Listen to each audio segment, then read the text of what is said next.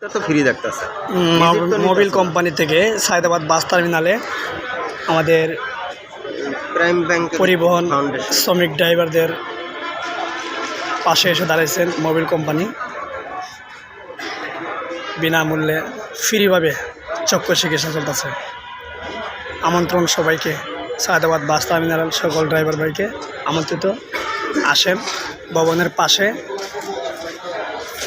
বিনামূল্যে ফ্রিভাবে চক্ষু চিকিৎসা হইতেছে। সবাই আসেন, এগিয়ে আসেন। সবাই মানুষ যারা কর্ম করতেছে সবারই উপরে একটু খাওয়ার বিরতি দিতে হবে।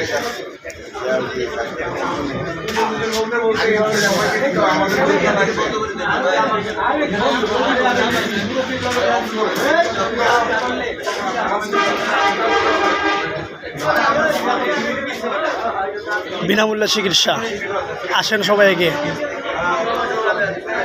সায়দাবাদ বাস টার্মিনালের পাশে, ভবনের পাশে খুব সুন্দর একটা দৃশ্য।